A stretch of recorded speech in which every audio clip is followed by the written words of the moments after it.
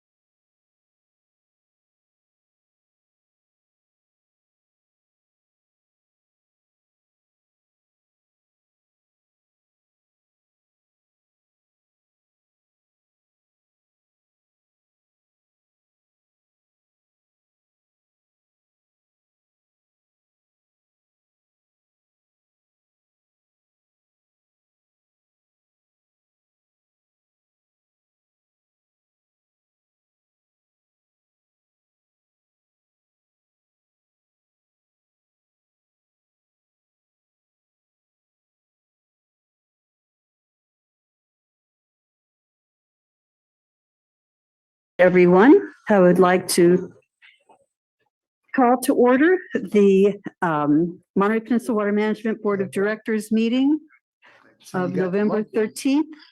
It is 5:01 p.m. and I'll have a roll call, please. Director Oglesby, Here. Director Paul, Here. Director Eisenhart, Here. Director Riley, Here.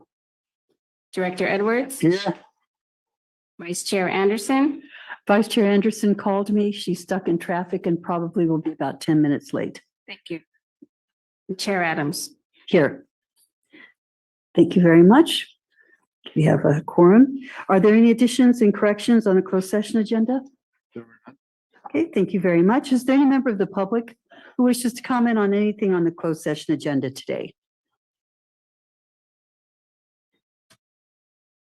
Chair Anderson, I see a phone number that has a raised hand. If you could please go ahead and identify yourself and make your comments. We'll have 2 minutes for comment. Good evening. Margaret Ann Coppernoll speaking. From my perspective, it seems historically, legally, and operationally provable that MPWMD already has latent powers with a long-established precedent. So an expansion of those latent powers should be considered a normal course of business with no need to revisit LAFCO. LAFCO approval should not be required, in my humble opinion. Its recent parcel annexation approval implies latent powers expansion agreement, but LAFCO's explicit approval is not necessary given the district's 1978 latent powers legal codification to operate as a water purveyor, which it has already been doing for an extended period. My hope is that going forward, you will put pedal to the metal, full speed ahead for eminent domain.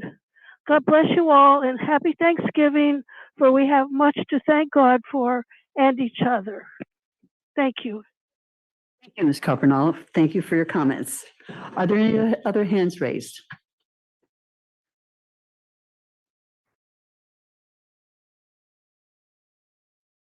I see no other raised hands. Okay, thank you very much. With that, we'll close public comment on the closed session agenda, and we'll move into closed session.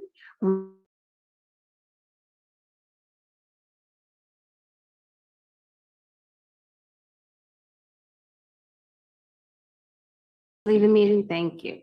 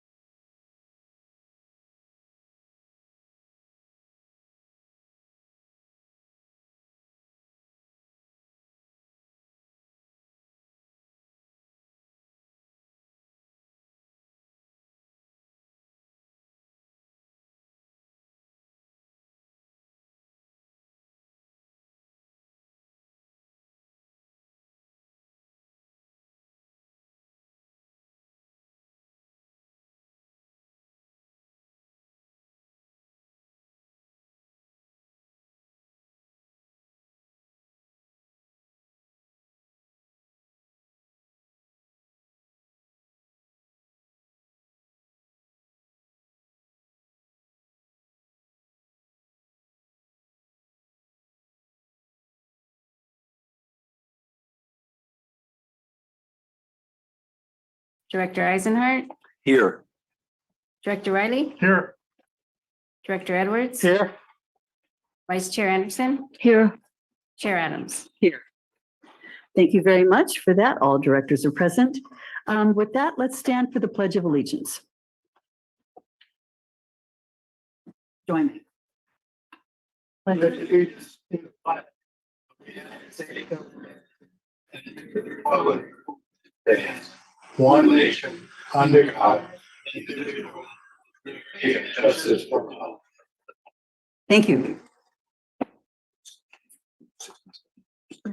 Are there any additions and corrections to the agenda? There are no corrections or additions. Thank you. Are there any oral communications? I think at this point, this is the time in the meeting when anyone from the public can make any comments on anything that is not on today's agenda. Are there any members of the public who wish to come forward with public comment? Chair Adams, I see Anna Thompson. Yes, Ms. Thompson, if you'd like to make your comments, you have 2 minutes. Good evening, Good evening. Anna Thompson, Carmel. I'd like to express my gratitude to Chair Adams, directors, general manager, council, and staff for your outstanding service to our community. I appreciate your knowledge, integrity, strong leadership, and your commitment to always pursue what is in the best interest of our communities. Thank you so much for moving forward with the buyout of Cal-Am. It is so costly, exhausting, and emotionally draining dealing with Cal-Am. Cal-Am's profit interests conflict with what is in the best interest of our communities. For example, Cal-Am continues to promote a problematic, very expensive, and unneeded desal plant, forcing the city of Marina to spend their limited financial resources to protect their water and coastal resources, while we, the ratepayers, are forced to assume all costs and liabilities associated with this flawed project. Now, we must continue to be on the lookout for any potential roadblocks that Cal-Am may pursue to slow down the successful completion of the expansion project. Also, we must make sure that the additional wells needed to store any overflow of the Carmel River are completed with no delays.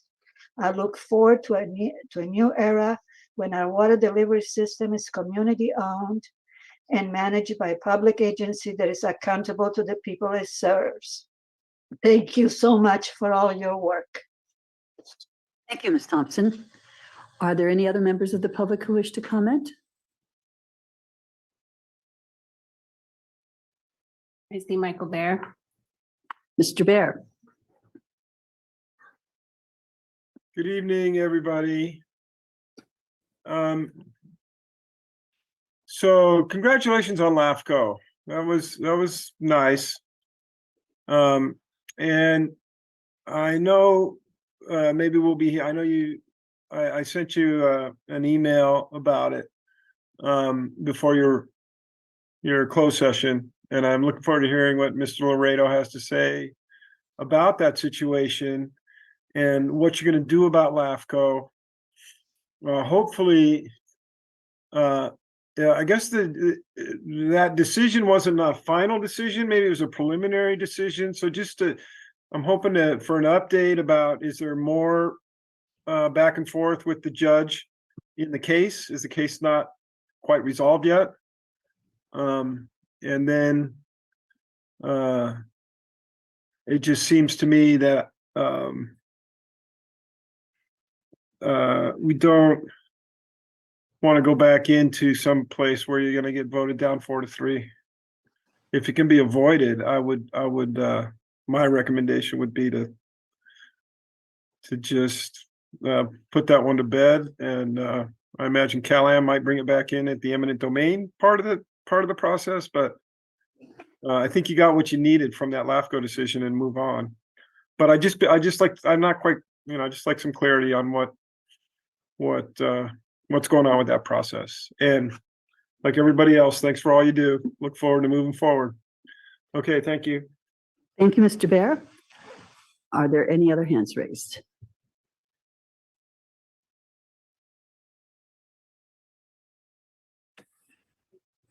No. Chair Adams, I see no other raised hands. Okay, with that, we're going to close public comment and move forward with our consent calendar. I hope the board has had an opportunity to review the consent calendar. Is there a motion to approve? Yes, I'm sorry, maybe I should ask that question and even ask the public if they'd like to pull something. That's some good ideas. I guess I can't hustle us on too quickly here. Yes, would you like to pull something? Item 1. Item number 1. Is there any other board member who would like to pull something from I would consent? like item 4 and 5 pulled for very, very brief comment. Okay, 4 and 5. Thank you very much.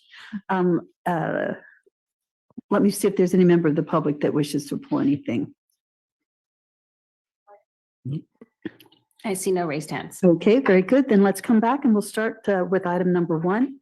And that would be Mr. Eisenhart. Thank you. Comments or It's, questions?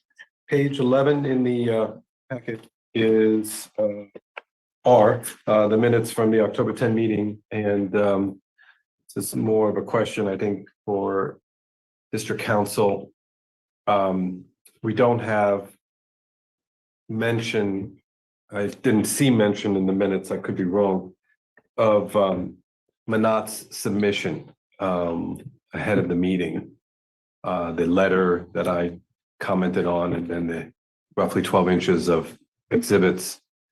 And I'm not suggesting that that should be attached, but I think we could talk about it in the minutes and make sure that it's referenced.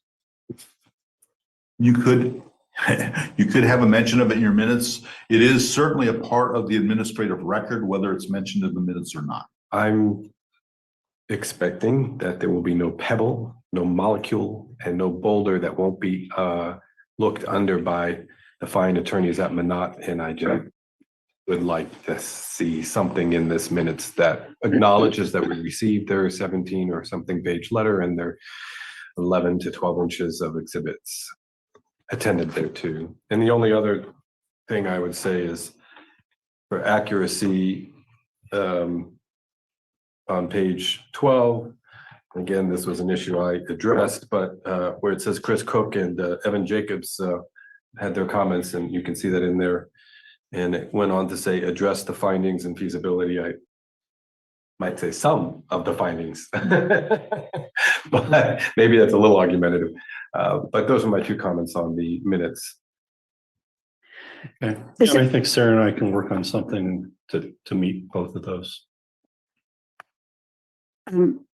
We'll go now to Mr. Riley. Actually, I had a question on the minutes as well, so I think I'm going to insert myself. I noted that it was indicated that 55 persons spoke for and against the adoption of the resolution. Is it possible for us to indicate how many people spoke for and how many people spoke against, or is there any benefit to that? Their actual comments are part of the record. So if you wish to tabulate that, but it is a judgment call as to whether some comments were actually for or against. Okay, And there might be some discrepancy. but should there be any question at all in the future, we do have the record that would That's correct. that would show it. We can make our own decisions with that. Okay, then I think we'll go to Mr. Riley and items number 4 and 5. Yes, this is a question to Suresh, I believe, but it's on page 50. In item number, was it 4? Your first bullet point, your second list of bullet points, your first one talks about personnel costs, about paying anticipated amounts due to CalPERS. And my question is, why should we pay in advance? Is it possible that if we kept the money longer, paid it 6 months later, or whatever the cycle would be, don't we earn money on that as a revenue source, as opposed to paying it early and then losing that interest earnings? Yeah, good evening, directors. That's a very good question. The rate of return that we get on our investments right now is close to average is, let's say, about 5%. PERS charges us about 6.8% interest. And what PERS does on the unfunded liability is not based on the declining balance. So what they would do is they would charge me the interest on the total outstanding balance on July 1st. And then what they would do is divvy it up into 12 equal payments. So we'll have to pay it.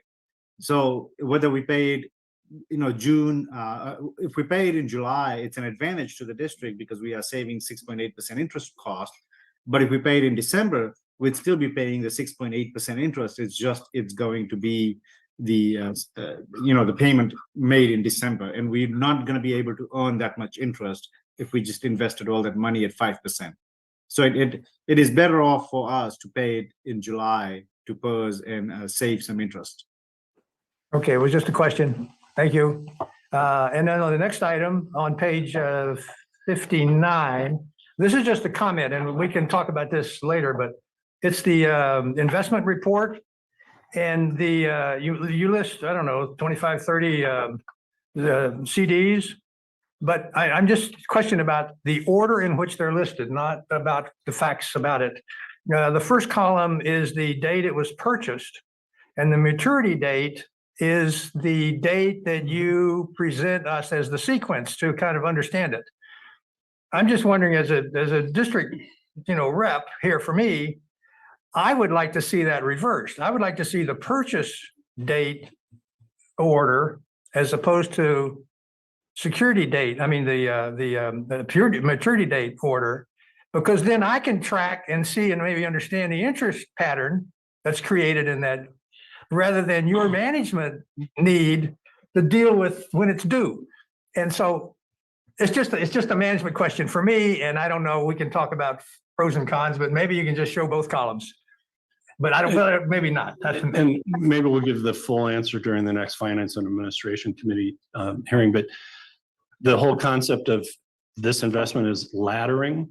And so the rungs on the ladder are the maturity dates. So that's why we show it by maturity date. So you can say, boy, how much cash have we put out into the future? How much is near term? Mm-hmm. And so you're following the steps of the ladder. But I understand what you're saying as well. Because to figure out where interest rates are going, you kind of have to find one that was a 5-year that was purchased 2 years ago versus a 5-year purchase last month. There's pros and cons. I know it's a management issue, but also it's a transparency issue for me. That's just a little bit of conflict, not just anyway. No problem. Unless there are no other comments, I'd move approval of all three that were held back. 1, 3, and 4, I believe. Actually, I don't think I took a motion for the entire calendar. Oh, perhaps we could just make a motion for the entire calendar. I'd move approval of the consent calendar. Thank you. Is there a second? Thank you. Do we need to do a roll call vote again, or can we just signify? Take a roll call. Okay, a roll call vote, please. I'm sorry, you can take a voice vote. I can take a voice vote. That's what I thought. Okay, well, then I will simply say, all those in favor, please signify by saying aye. Any opposed? Any abstentions? Nothing? With that, thank you very much. We'll close that item and move on to our general manager's report. Well, newsflash, this just came in today, directed to Mary Adams board chair, but really it's directed to Suresh Prasad, our CFO. We're pleased, this is from the Government Finance Officers Association, dated today. We're pleased to notify you that your annual comprehensive financial report for the fiscal year ending June 30th, 2022 qualifies for the GFOA's Certificate of Achievement for Excellence in Financial Reporting. The Certificate of Achievement is the highest form of recognition in governmental accounting and financial reporting, and its attainment represents a significant accomplishment by a government and its management. So congratulations. We'll get another little gold disc to put on that plaque that'll say 2022. Yeah, well done. Job well done. Thank you so much, folks, Suresh and Dave. Wonderful. And with that, I'll turn to the item 8, which is the status report. Sarah, we'll put that up on the screen. We're going to skip the monthly report for the month of October and go back to what you would have received last month on the meeting that we didn't call, because that was a full water year conclusion. There's a few things that we want to discuss and have you see. So here is the, this is production in the Monterey Peninsula Water Resource System, so limited to the Carmel River Basin and the Seaside Groundwater Basin. The one takeaway, well, 2 takeaways I want you to have here. Whoops. All right, am I dead?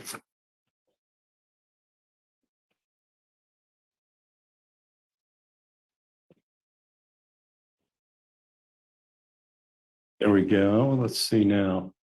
All right. This one? Yeah, I did fall asleep, so we'll have to figure that thing out. Okay, so here's the resource system with the Carmel River and Seaside, so it's limited to those two major sources. The one takeaway here is the target for the Carmel River, which I believe includes Malpaso in this case. Oh, no, it does not. It's just a little bit less than 3376 of the total water right. They didn't target the entire water right for the water year just to be safe. The actual came in 938 acre feet below. That's significant, as we talked about at the Water Supply Planning Committee. And your district engineer characterized this as perhaps not spending your paycheck. And later you'll see that we took out, or the system took out, some ASR stored water. And it's a little bit like not spending your paycheck and hitting your savings account, which is not a repeatable thing that we want to see happen. So we're trying to address going forward how we can compel Cal-Am to take a larger chunk of its Carmel River water right, which is among the most affordable water into the system. But we'll talk about that in just a second as well. Looking at the other projects and water rights, you can see the ASR recovery that I mentioned, 806 acre feet.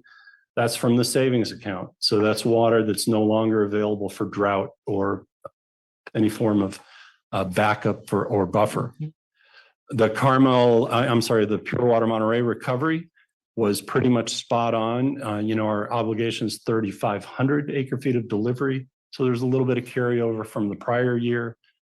Table 13 is a measure of a water right that's only available when the river's really flowing. So due to the rains, that's a real positive. We commend Cal-Am for trying to maximize that in the rainy season. And there's some decent news under Sand City that we did see productivity. They still are in need of the final permitting of their new source well. But, that project has struggled from time to time. And the last several months, we've seen some good production. In the production from all sources, so the importance of this is the annual total, and production for customer service is a measure of the demand. That's how much water has to go into the distribution system to feed the system for all purposes. And this is where, again, you can see that the Carmel River Basin was unfortunately, 950 odd acre feet below the legal water right.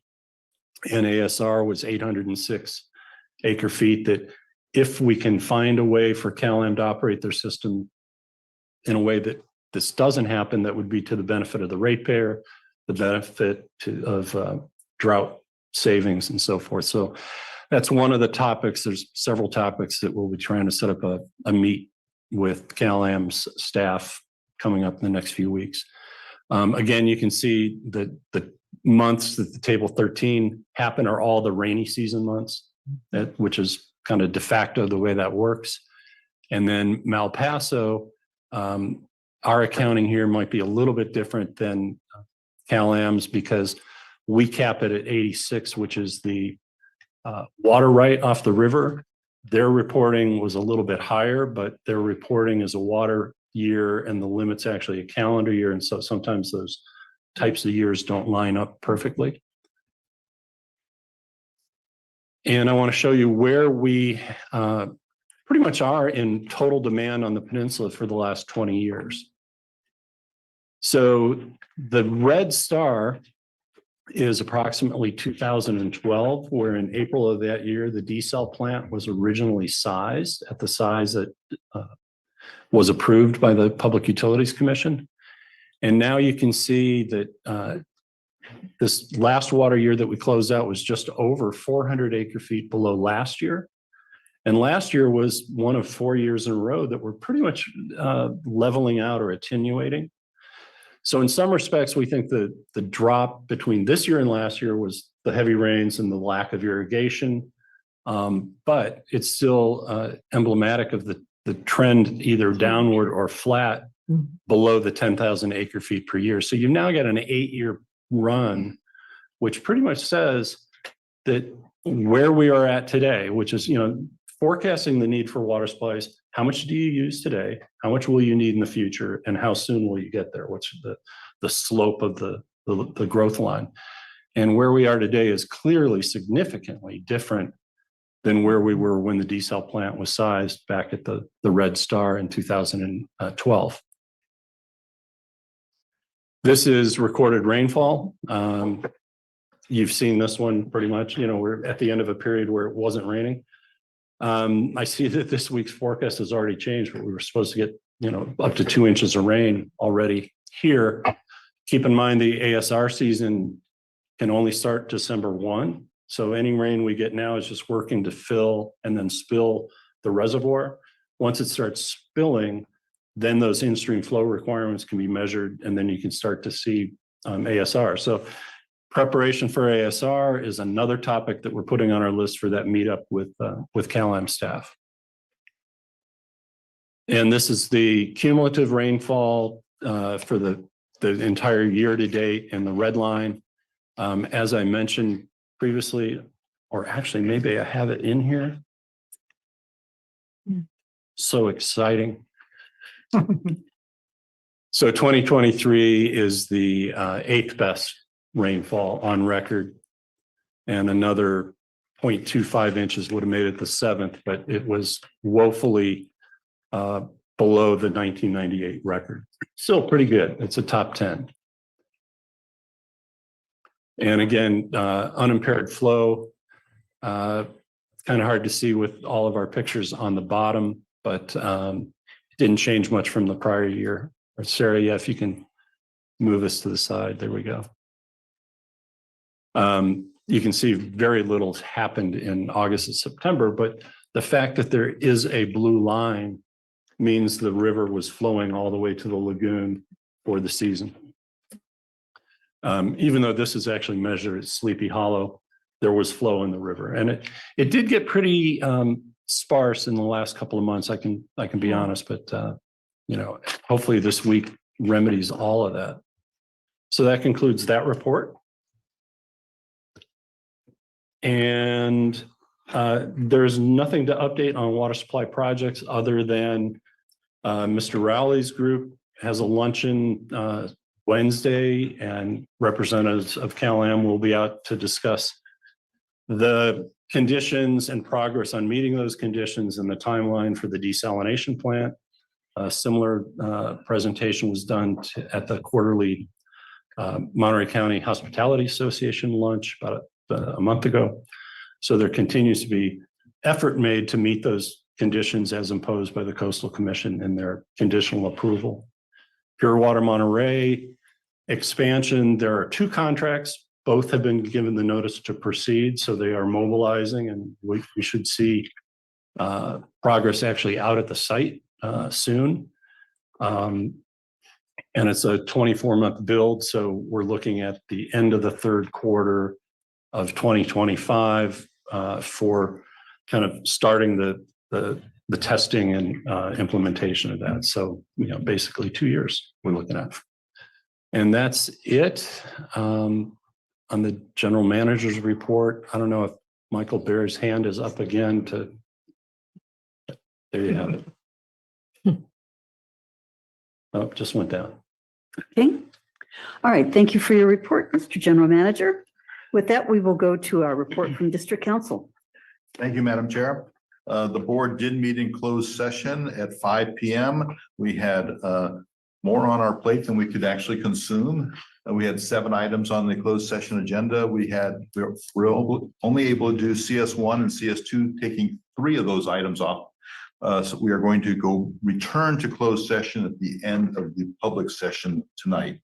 During closed session, though, there was direction from the board on 2 items in particular. There was a motion by the board directing the district to file a complaint to acquire the California American Water Distribution System and to fulfill Measure J in accord with the October 10th resolution of necessity. That motion was made by Mr. Edwards, seconded by Director Anderson. And there was a 7 votes in favor, none opposed, all directors were present. That motion did pass.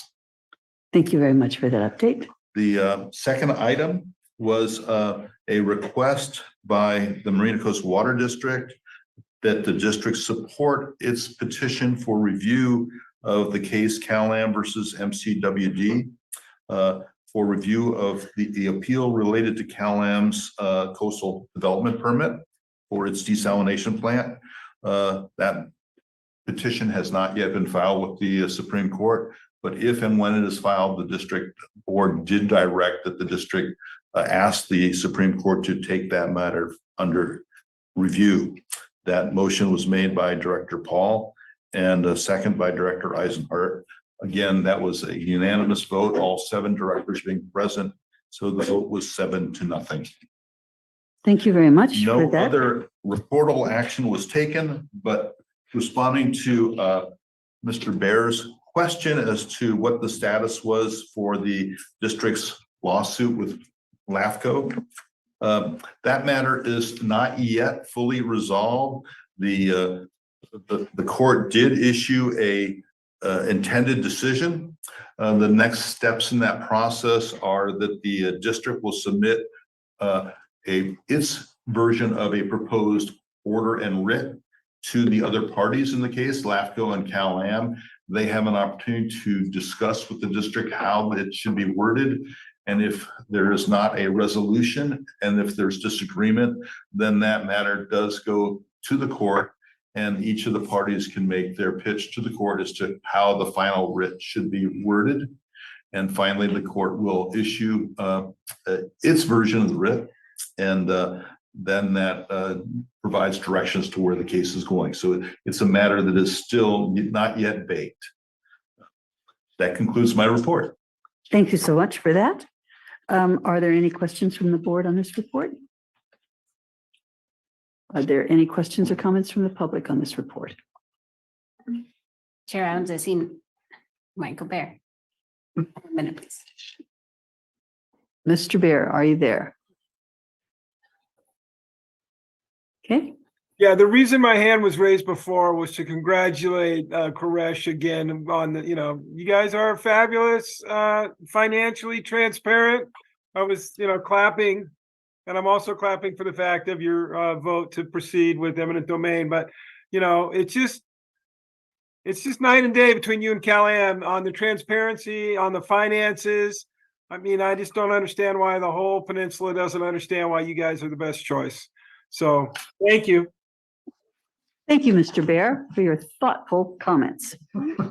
Okay, so with that, let's move forward. And I will go to item number 11, which is oral reports on any director's activities, including reports on trips, conference attendance, and meetings. Mr. Riley. I report, the water master met the 1st of November. It was a piggyback meeting with the full board and then with the subcommittee that just met right afterwards. The subcommittee is on using the replacement fund to help finance future water needs. It was a good discussion. There is going to be a follow-up effort to identify the options that the water master may have in relation to either raising money or figuring out how to get money into their structure so that they have something to help leverage others if they're asking for assistance in keeping the basin whole. So anyway, it's a work in process, but I'm very pleased that they're beginning to have that kind of discussion as a full board, not just as a committee, but this will be a report back to the full board and we'll be having that discussion in the future. So I'm really pleased with that. That's it. Thank you. Any other members have anything to report? Seeing none? Yes. Just one, listen to the Monterey One water board meeting, and the default dates for the expansion has been put in. So all that paperwork is done now. So they'll be moving on to discuss outfall and everything else. But that was one key thing that we finally got finished. I Excellent. think, February 26th is default dates. I think it is correct? Yeah, there are two. You, February 26th, there's a performance start date and a delivery start date. Thank you. yeah, thank you. So one's 26 and one's in 27. But given the construction schedule that we have, we feel there's more than enough space. Thank you for that. Okay, no other comments here. I'll see if any member of the public wishes to comment on this. Okay, seeing none, let's move into our action items. The first action item we have is item number 12, which is to consider the recommendation to the board to fund rebates in the California American Water System between January 1, 2024, and the availability of funding from the Cal-Am Water General Rate Case. Thank you. And this will be the Water Demand Division Director, Stephanie Locke. And I'm sorry, I look fuzzy, but so on this item, the district and Cal-Am's highly successful water saving rebate program is primarily funded by the conservation budget. It's part of the general rate case, or GRC, that Cal-Am goes through on a 3-year budget cycle. And it has to be approved by the California Public Utilities Commission, or CPUC. Annually, the budget has been about $300,000, and December 31st of 2023 is the end of the most recent GRC. The 2024 to 26 GRC is still pending, with a proposed $1.1 million in rebate funding, and a decision is hopefully expected in the next few months. Staff is requesting the board authorization to front fund the rebate program while Cal-Am awaits approval of funding in its 2024 to 26 GRC. When December 31st rolls around, the district invoices Cal-Am for the rebates issued through the current rate case. Every year at the end of the year, we send Cal-Am an invoice for the previous year. However, because the next GRC hasn't yet been approved, the district, during the past 3 GRCs, has front funded the program so that it doesn't need to be suspended until the decision is rendered. Cal-Am closes its books from the last GRC and must accrue funds as it starts a new GRC. In addition, Cal-Am has no guarantee at this point that the proposed rebate budget will be approved, and that results in a potential suspension of conservation programs at the beginning of a new GRC awaiting a decision.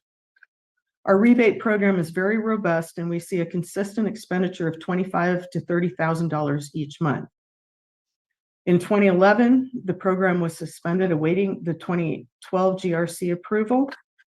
And once funding became available, it took approximately 18 months to get the participation level back up to where it is today. There was a definite negative impact to the community and to the local vendors who rely on rebates to market their products. Staff is requesting the board authorize advance funding from the general fund reserve to continue the program until Cal-Am's GRC is approved and funds are available to reimburse the district. As mentioned at the beginning of the presentation, the conservation budget includes $1.1 million for rebates. Cal-Am management has agreed to reimburse the district when rebates are approved in the GRC budget. By approving this item, the district will process and pay rebates for a maximum of $200,000 through June 2024, which is the end of our fiscal year. Hopefully the decision will occur before then, but at this time, that's the request. And then we will invoice Cal-Am for the expenditures when they receive their GRC approval. There is a very slight risk of the funding not being approved, in which case the district would fund the program, and then we would have to consider continuing rebates as part of our next budget cycle. Funding for this reimbursable expenditure was not included in this year's budget. And so we would be making an adjustment during our mid-year budget adjustment. If needed, as I mentioned, we would include that in next year's budget cycle. This item was discussed and considered by the Finance and Administration Committee November 6th, and the committee recommended approval. If you have any questions, I'd be happy to answer those. Thanks very much, Ms. Locke. Are there any questions from the board? Okay, seeing none, I'll go out to the public. Any member of the public who wishes to ask any questions or make any comments on this item? Chair Adams, I see Michael Bear. Mr. Bear.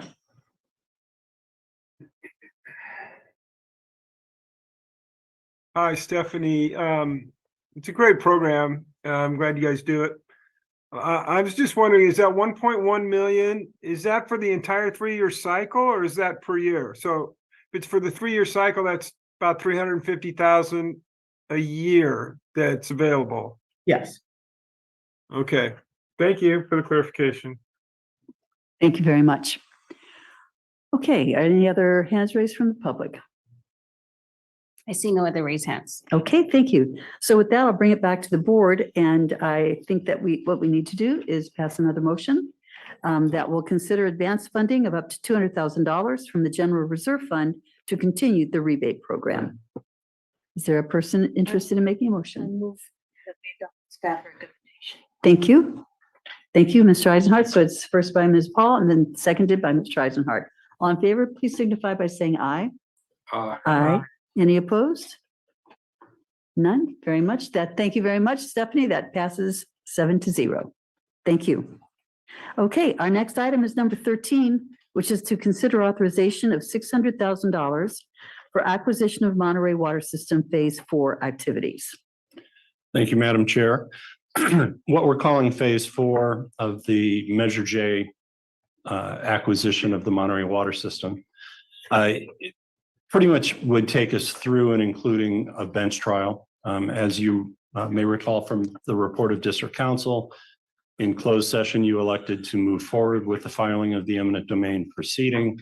That will open the door to a whole new series of activities, not the least of which is actually writing that filing, which is taking place right now. And the budget for Rutan and Tucker had pretty much been exhausted up through the October 10th hearing. So we're starting to incur costs related to this next effort up through the bench trial. And it will, as I said, open the door for discovery, depositions, site visits, and condition assessment, a variety of things that were identified in the staff report. And we don't really know what those are. So trying to define a scope of services is challenging at this point in time. We brought the item to the Finance and Administrative Committee, hearing at 400,000, and we were admonished to try not to come back frequently. So I told them I could find another 200,000 easily, and that's what you see in this proposed request. My intent would be that we try to not use it all. It's not a free pass to spend money, but I do believe that we've got the talent in the team. The 5 consultants listed in the staff note have worked with the district on this project already. But more importantly, they've worked in other venues. So, for example, our investment banker, Barclays, was the investment banker for Missoula. Our utility consultant, Craig Close and Associates, worked on the Missoula case and the Apple Valley case.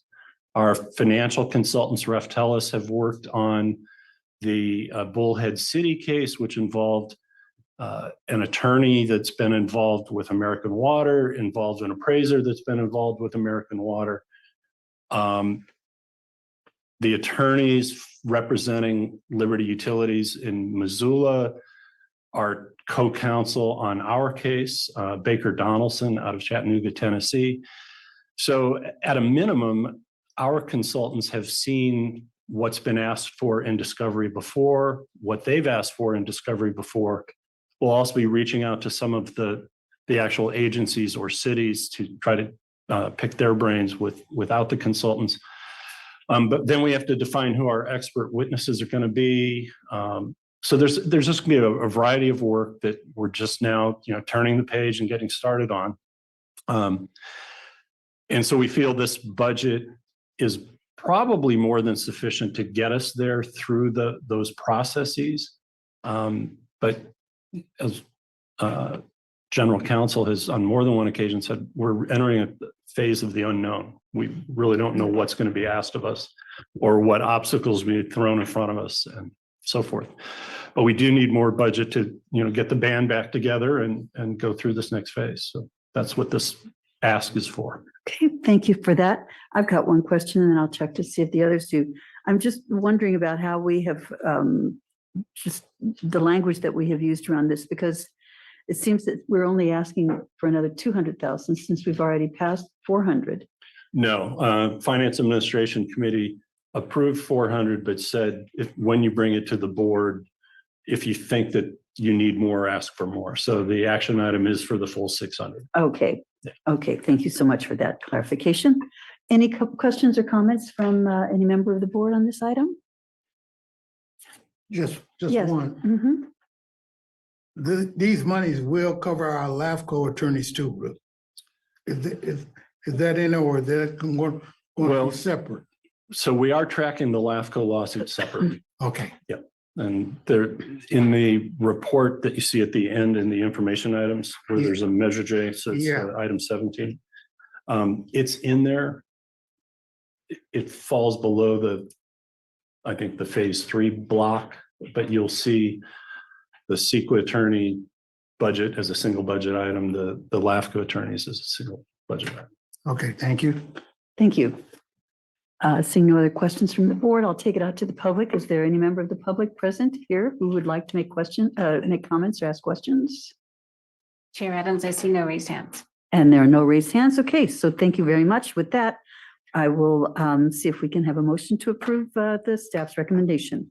I move staff recommendation. Thank you. Is there a second? Yes, we have it, Ms. Anderson. Okay, we have a motion and a second. All in favor, please signify by saying aye. Aye. Are there any opposition, any nays? Hearing none and no abstentions, we will consider that measure closed on a 7-0 vote and move forward to the next item, which is a discussion item. Actually, we've done our action items. This is a discussion item, the update on the water demand by jurisdiction. Thank you. Mhm. This is an item that's gone before the Water Demand Committee, but we felt that it was important enough to bring to the full board just as an informational or discussion item. What we've been working on, we adopted a supply and demand forecast last year. And the way the district does its demand forecasting, earlier I said you got to figure out where you are today and where you're going to be in the future and so forth. And we've relied on AMBAG's, basically their regional growth forecast, to be a measure of population growth, which drives, of course, residential water demand, and also jobs growth, which we use as a proxy for the growth in non-residential water demand. And it's been a convenience that we've been pretty happy about, because AMBAG's model, which is a 25-year model, has been tested and they like the results. They've compared it to 3 other models of different types and said that they're all within a certain band. And so they're highly confident of the effectiveness of their model. They've used it now for 3 cycles, which means, basically 12 different years of growth forecasting. In Exhibit 14A, you can see I've shown you some of the AMBAG documents that in your packet. Did the highlighting make it in the, oh yeah, it's in color. Okay. So I've highlighted certain phrases and sections. And what you can see is in the RENA document that AMBAG produced that had all the housing requirement numbers, there in the timeline, it said, in May of last year that AMBAG will adopt a Metropolitan Transportation Plan, Sustainable Growth Plan, that the 25-year plan consistent with RENA. And then you go to that plan and you see the page that says we've adopted this, or this Metropolitan Transportation Plan includes the 6-cycle RENA. So you want to believe that these are all internally consistent. And then you can see the growth forecast, which is actually Appendix A to the Metropolitan Transportation Plan, is the population forecast that we rely on. And what they do is they take their numbers and then they push them down into the sub-jurisdictions. And there's a little bit in the highlights on that as well in this. So the whole point of Exhibit A is to demonstrate that the assumption is that these 3 things they do, the RENA 6-cycle housing numbers, the 25-year Metropolitan Transportation Plan, and the 25-year regional growth forecasts are all internally consistent. What we've discovered and what I highlighted in the table in the staff note itself is they're not. And so the disconnect is between population and housing requirements. And what you'll see, as an example, Carmel has a 349 units of new housing requirement under the 6-cycle RENA. But the growth forecast says they're only going to add 35 new people in 25 years. Similarly, the city of Monterey has 3,654 new units of housing. And the growth forecast says you're only going to have 1,469 new people, which is a pretty good deal because every person gets 2 homes. But it's counterintuitive for some of the others. Delray Oaks only has a requirement of 184 new housing units. And even with their unfinished cycle 5 and cycle 4 requirements, that's only about 250 total, 270, I think. Yet they're showing a 25-year population growth of 988, and so on and so on. And so as you look at that chart, there's a disconnect, a serious disconnect. Question. Dave, do you understand this disconnect to be because when they are estimating population growth, they are not assuming that the housing that will be built will correspond to the RENA numbers. They are making some different assumptions. For example, Carmel has almost no new housing. Well, when we had a discussion with AMBAG, they did say, well, they're intended for different purposes, but their words on paper say they're all internally consistent. And I think what they did is when you read the Metropolitan Transportation Plan, they said, well, the overall new housing starts in Monterey County, and keep in mind, AMBAG does this for Santa Cruz County, Monterey County, San Benito County, which is also under the aegis of AMBAG, actually does their own housing element, separate from AMBAG. But I think what AMBAG does is they looked at their overall housing countywide and they said, well, that number is bigger than what the 6-cycle requires. So therefore we've incorporated it, and then forgot to look carefully at how they allocated to the sub jurisdictions. And so I think that kind of on the broad scale, they are internally consistent, but at the sub jurisdictional scale, they're not. And that's where it's not like they change their assumptions for housing, because housing has to relate to population. I mean, they're one and the same, really. And this is where we've gotten into the double counting, triple counting issues that we identified earlier. And we've kind of put our stake in the ground saying people use water, not houses. And so we did our adopted forecast based on people. And obviously the housing as it got allocated to sub-jurisdictions just doesn't line up with the people. And so then you have to ask yourself, okay, if I'm planning water, what am I planning it for? The houses or the people? So what we decided to do was say, all right, even though we think it should be people, there's a disconnect. So let's look at it for housing. And I'll give you another example where it doesn't really hold. We had focused on growth when we did our adopted demand forecast. And there's a housing element, a sub-element to the county's housing element that's just Carmel Valley, for example, or the unincorporated Carmel area. And you look at that, and they were going to put some houses where the old airport was, which is now a nursery. There's Carmel Valley Village, which is over 100 units. There's September Ranch. There's a variety of these, but some of them have their own water supply. So we kind of looked at that and we said, well, the amount of growth at the unincorporated county inside the CalAm and district boundary, it can't grow much more than 11%, which is kind of a high growth rate because, there's slower growth in some of the cities. And that would be, I think it equated to maybe 300 new people or something like that. Well, the county's late with their housing element. And yes, Chair Adams, I did finally speak with Craig and I have a sense of what the schedule is. So we're going to see a draft out on the street soon, probably in December. So we'll incorporate their numbers, but the preliminary numbers we saw had almost 1,400 units of housing going in the unincorporated area of the district, which is way more than 300 new people. So The county's housing assumption kind of redirects housing from maybe the valley out to where the jobs are and puts it over here.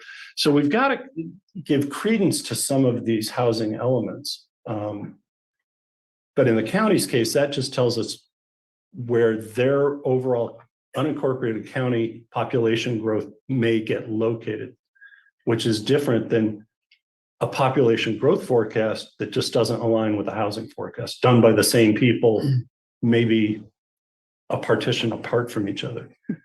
So what we decided to do was say, if you want to believe that houses use water, what would a typical house be in each of these categories? So the very low income, moderate, and above moderate, which are the categories for the RENA cycle. That's demonstrated in, well, so the 14B is how we figure out, or what we, the district, say a type of housing we'll use. There's a blend of housing, and then we apply those factors, which are based on our capacity numbers for issuing a residential water permit. So there's some factual basis in how we're assigning how much water a home would use. And then in 14C, we said, okay, if you have this many units of this type in each of these cities, and the city of Seaside and the city of Delray Oaks and their housing elements had a significant number of their required housing to be put on the old Fort Ord parcels. So we had to take that out because it's not going to be served by Cal-Am in our jurisdictional area. So we backed that out as water served by others. And anyway, you can see at the bottom that we get a total sum amount of water for housing as if houses use water. And then the final page of 14C is the highly scientific methodology of saying, okay, here it is based on population, here it is based on housing, add them together, divide by 2. Yeah. And then our intent moving forward will not be to allocate this amount of water and then add the jobs, add the non-residential use. That's your total demand by jurisdiction and total.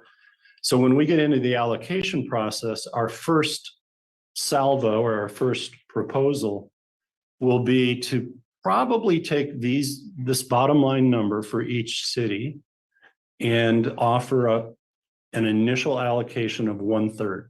You know, the idea being, here's 10 years worth of water on a 30-year forecast.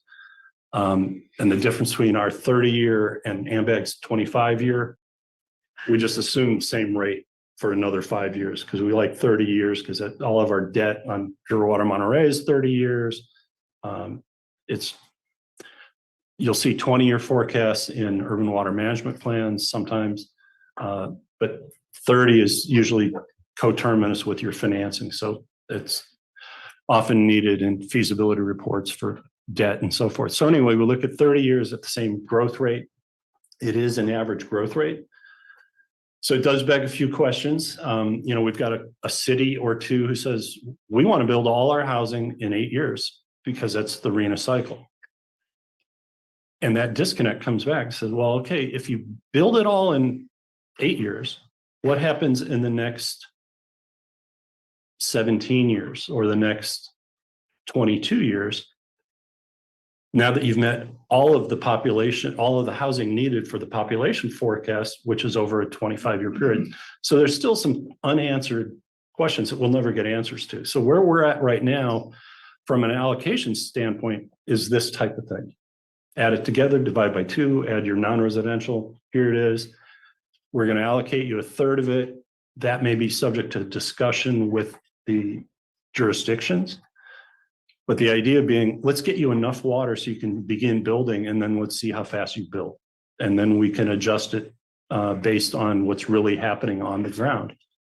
To this, we will add the airport needs, and we've got to go through the airport master plan. We've got to add the Presidio's needs, the Navy's needs, and the Coast Guard's needs.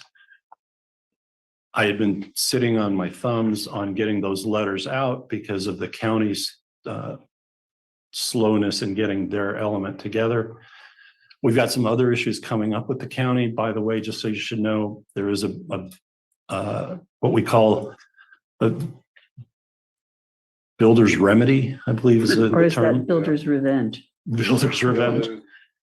Yeah, and there's already a parcel at the mouth of the valley that may be filing an application under the section that allows the builder's remedy because of the delay in the housing element.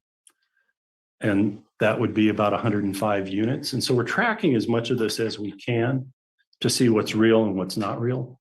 But there's not going to end up being a better methodology to predict at this point. By the way, in the builder's remedies, I've been talking to people in other jurisdictions about that, including Bay Area. Yeah. It seems like there's going to be a lot of litigation on that. And That's going to slow all that. there will be, and for Santa Monica is a good example. They've got, I think, 16 projects that are using the builder's remedy. Oh my God, they're going to build like nuclear power plants next to people's houses and stuff. Yeah. It's just ridiculous. We have confirmed that while all of that nice bypassing of local land use regs works for the projects, it doesn't bypass the water availability issue. So we're not going to change our permitting regime because of some free pass by a city or the county. So, we're still or the state. The state is doing this. Yeah. And the deadlines were so impossible to meet for many, but State. yeah. Yeah. But we're going to have, so, let's take, for example, the unincorporated county, 105 units. We're already getting into, okay, our rules, and some of you may remember at the county's urging, we put in place something that said, well, if you go from raw land or ag land to residential, you got to take a haircut. You got to give some water back to the river. And if it's up to 4 homes, it's this much. If it's more than 4 homes, it's this much. Well, whether there's a builder's remedy that gets them the 105, we have to still enforce the haircut. And so we have to look at pumping records and we have to say, all right, what average are we going to use? And then what's your consumptive use? And then of that, we're going to give you 75%. And people go, oh, I could build more if you didn't take my water away. We're still going to take the water away. It's a policy that the county wanted us based on the general plan to do. So we're going to, but now that we're dealing with the first potential builder's remedy coming through the door, we have to start doing work that may be all theoretical because it may never get there due to lawsuits. But we're going to do it, but we're going to apply our rules as our rules currently are working.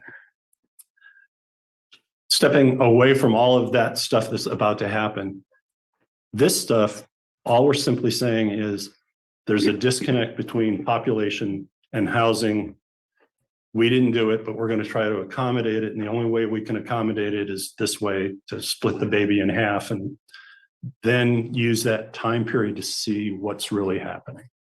That'll be our proposal to the technical advisory committee when they meet. We are going to get the letters out hopefully this week. It's Marlena. And she's raised some really good reasons why we should get those letters off to the Department of Defense sooner than later. So even though I was kind of waiting around for the county, I'm not going to wait around for the county anymore. But it's important that this is going on because when the jurisdictions sit down, they're going to want to say 10 years of water is not enough, or my housing need is bigger than my population need and we have to build the houses. And we're going to say, well, temper your things because the model that predicts population is pretty good. Then we'll probably have discussions about Sand City and Pacific Grove that have entitlement water. We'll have discussions about Seaside, who already has water sitting in their allocation. So do you only allocate new water and you get to keep your old water, or is this the new proposal? So there will be a lot to talk about. But at first blush, this is what we're proposing. You should understand it's not perfect. And there's no way to get it to be perfect at this point. So. Any questions? Yeah, on- just curious because of the need to add in the airport district and the Department of Defense. Can you give me an estimate of how much we're talking about? Not much. Coast Guard hasn't built a thing in 30 years. The Navy has some credits and the Presidio has some credits. But the Navy has their innovation center. It's a very big project. But our conversation with them through the mailing is going to be, what do you anticipate in the next 15 years? What do you anticipate in the 15 or 16 to 30 year timeframe? Additions of square footage, what types of square footage? What are your demolition of square footage?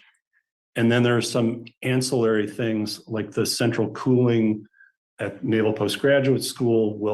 Will that slowly go offline or is it going to be maintained? At the airport, there's in their master plan, there's a plan for their 2 wells to do irrigation, possibly car washing, possibly toilet flushing.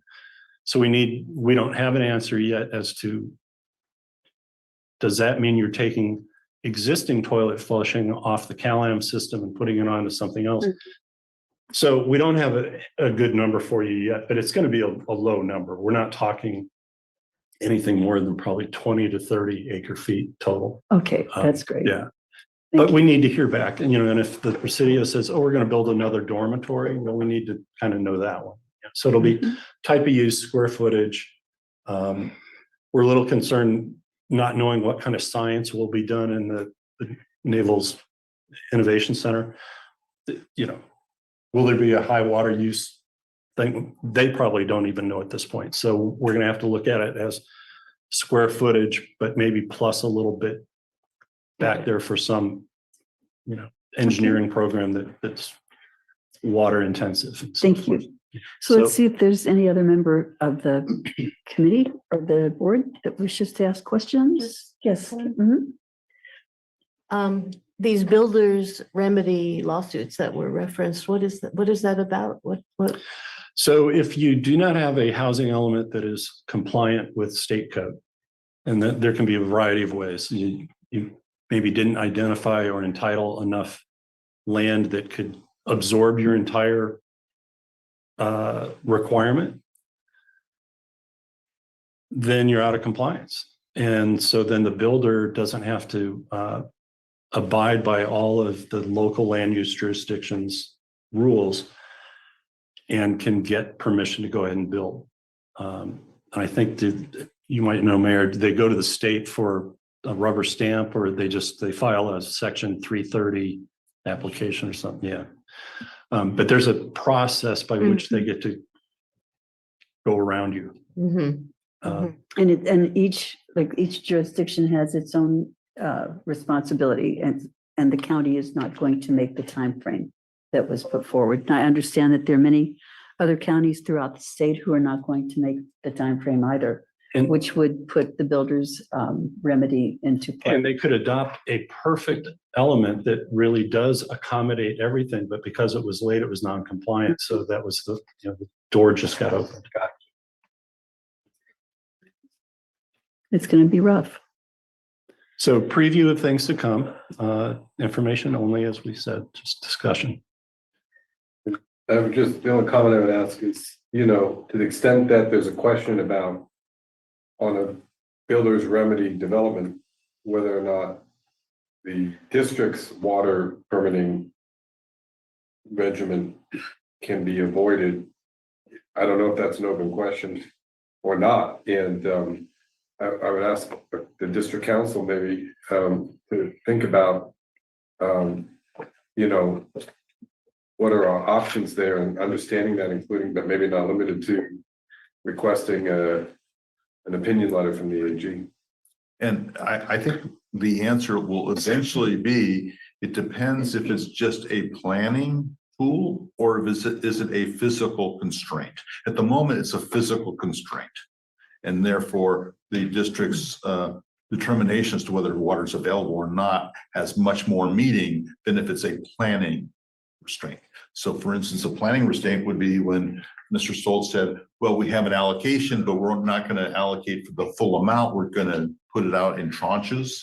Well, that's a planning constraint, not a physical constraint. So I think the answer is it probably is more enforceable now than it might be at some point. And we need to be very attentive to it. Yeah. Yeah, and I'll put you together with Stephanie Locke because she did look up and confirm that if you don't have the water, you don't have to permit, you know, what the land use agencies are being bypassed on. But I don't know what section of the code she found that in. I think a lot of it has to do with the bill that passed, maybe, or maybe it was SB 330. Well, with that, any other questions or comments on it? Yes, Mr. Sure. No, okay. Just a couple questions. Is the county the only jurisdiction that seems to be behind schedule? Are all the others within the range of success? And I'm curious about. Okay, next page.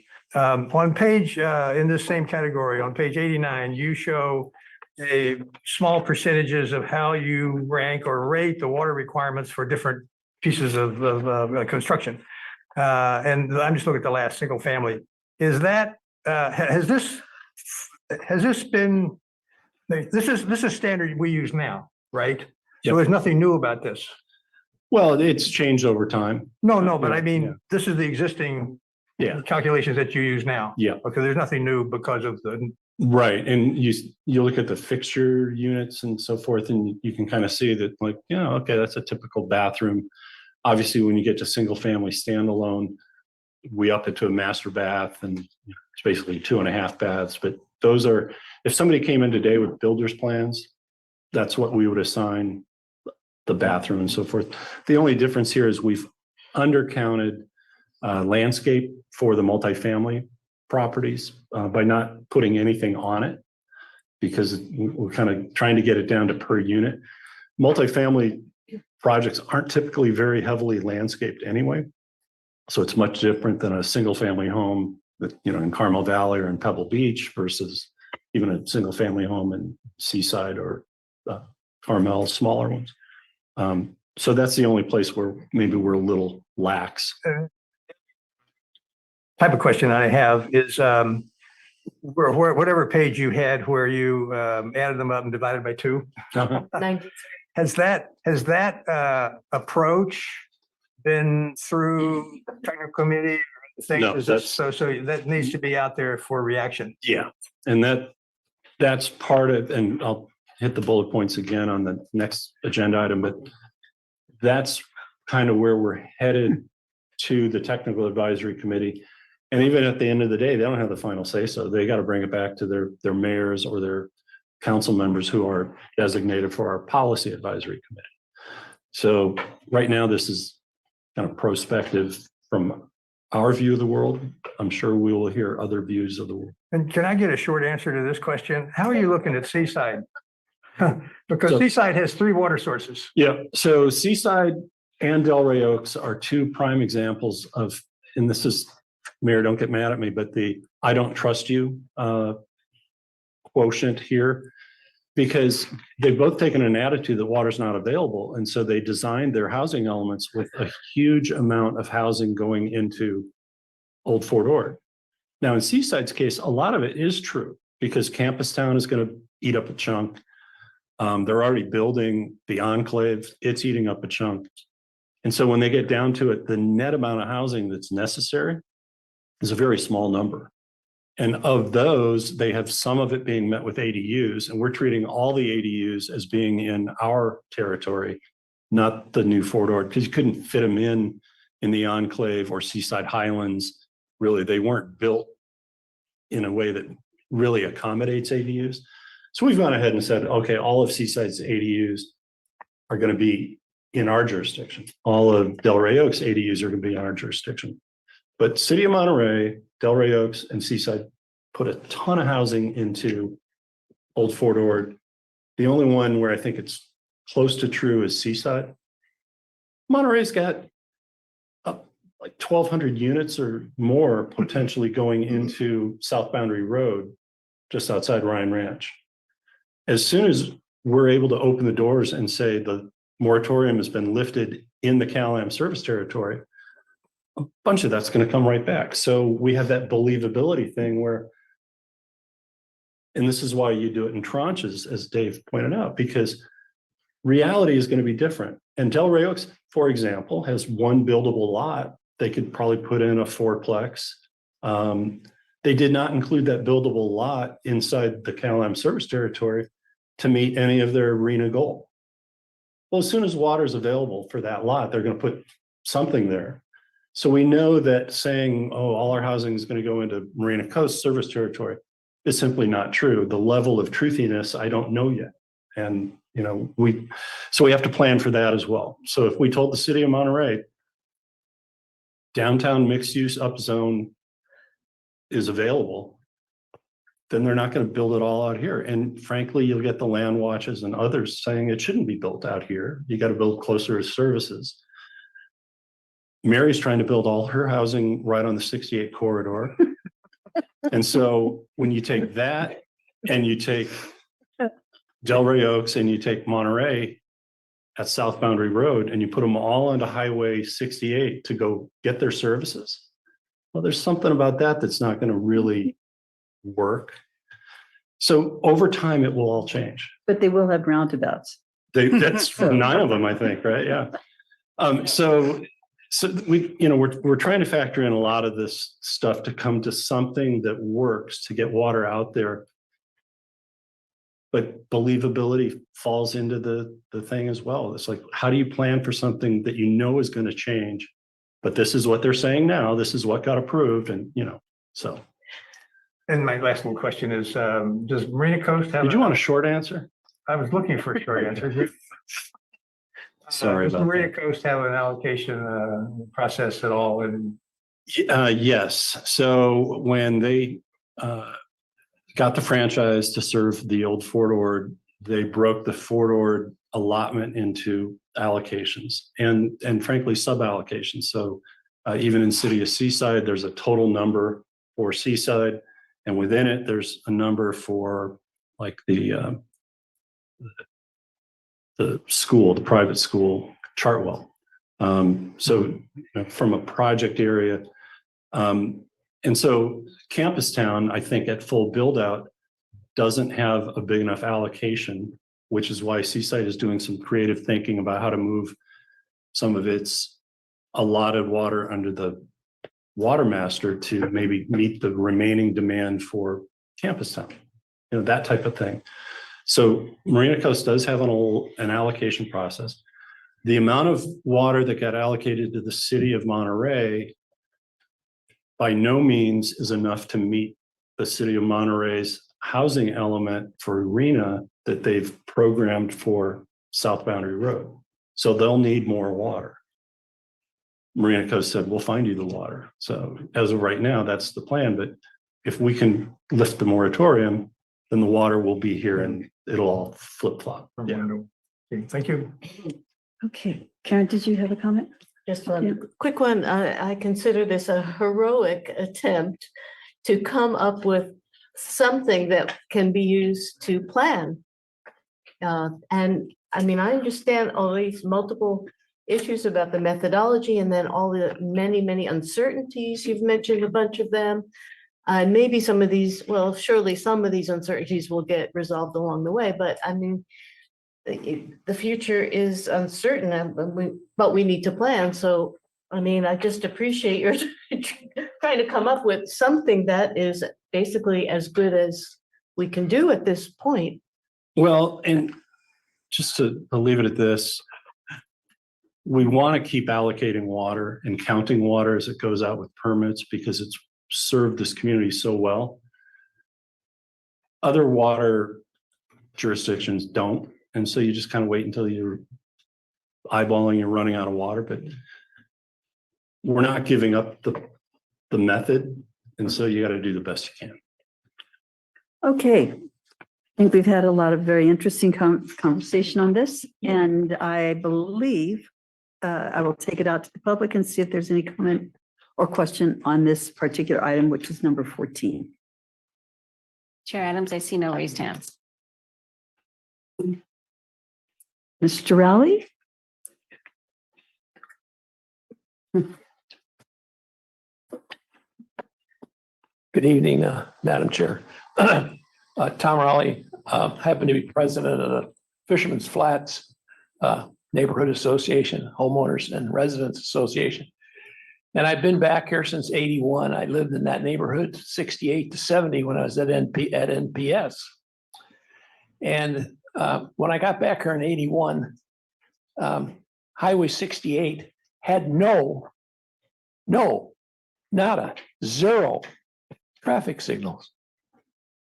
When I almost got killed head on by probably an attorney getting to the courthouse in a hurry for his court case, driving a red Corvette, I started asking some questions. And what I found out is that's why we have the traffic signals we have now. It turned out that the intersections all warned them from traffic counts and accidents.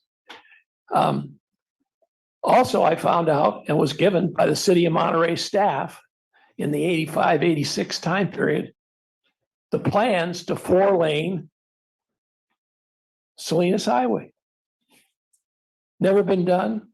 And with all county development that's been approved, rubber stamped essentially by the county, and basically Laguna Seca Office Park, Tehama, Montera, Pasadena, you name it. They all said, supervisor said, the hell with the traffic, we don't care. Approved, approved, approved. My neighborhood sued the county over the Montera development. And when they tried to move the affordable housing to Olmsted Road from out by York Road, and they had a traffic consultant that came up and said, the traffic will actually be better than by moving it in there, which was really nonsensical. But anyway, they had more money than we had. And so we didn't have the money to appeal what was a bad court decision. So the thing is, these problems on Salinas Highway go back to the early 80s. And there's one particular area I'm very concerned on because my neighborhood, Fisherman's Flats, we access mostly through Johnson Canyon Road. And that's one of the proposed 9 intersections for the roundabouts. And the hearings are coming up in the next 2 weeks, 3 weeks. I think the last hearing is December 6th down at the Monterey Conference Center. But the session that's being held out at Laguna Seca Office Park is the really big one that's follow up to the hearing that was held earlier this year. But it's finally a chance to make comments. One of the things I'm concerned about, you mentioned, Mr. Stoll mentioned, the airport is already planning its expansion for a bigger terminal and moving the terminal. They're adding flights to Chicago. There's growth there. So the thing is, we're not taking into account what we need to for the future. They're planning for traffic counts. They're not planning for the growth that the housing elements are giving. Just like when you brought up, you're going to make some changes. And I said, you're way ahead of time. You need to wait till the housing elements are out. And Mr. Stoll poo-pooed me, but it's true. Till those housing elements are final. And I understand Carmel's has been kicked back or something. There's some problem. And they're the only ones that have been kicked back. So Thank anyway, you so much for your comments. yeah, anyway, I'm gonna wrap there's it up. some real problems. These are not new. They predate all of you people. And so, trying to come up with roundabouts is not going to solve the problem when we need increased capacity. Thank you. So thank you. Are there any other comments? Okay, seeing none, we will accept this item. I think it was an update. I don't believe that we need any kind of a motion on this. And we will move forward to our next item, which was the number 15, water allocation process schedule. The staff note speaks for itself. Staff notes speak for itself. We will simply accept that item then. Madam Chair, just one question. Are we going to try to stick to this? We've got the county behind right now. Well, we've tried to, yeah, so it reflects the county being a little slow. We'll have to wait and see what happens. When, contrary to Mr. Rowley's thing, when he said you're putting the cart before the horse, we had already seen 6 city housing elements that were already out on the street. But we've not seen the counties. That's our best guess. But the highlight is we got to get the letters out to the special entities really this week, in order to get ahead of that Yes. and begin scheduling a TAC meeting kind of along that timeline. Okay, It'll break down after that point in time, but we need it done by August. Any member of the board that wishes to make any question or comment on this item? Just seeing none. Any member of the public who wishes to comment on item number 15? Are there any hands raised? I see no raised hands. Okay, thank you very much. With that, we will close item number 15 and go down to the informational staff reports, which we always recommend people to read and see if there are any comments or questions from the boards or public on any of these items. None from the board, none from the public. Just the only Yeah. comment is on item 16. I just love seeing this in the, going back to transparency, keep it up. I like seeing that report every month. I really appreciate that in the general board meeting, not just finance and administration. Thank you. Okay, yes, Madam Chair, we're ready to return to closed session. thank you very much. With that, I will adjourn this meeting, but I have to ask you whether or not we're going to report back out after closed session, or will we come back into this board? We will report at the next meeting. So we can No, adjourn this if- meeting then and go back into closed session That's and just correct. close, okay. So please consider this meeting adjourned.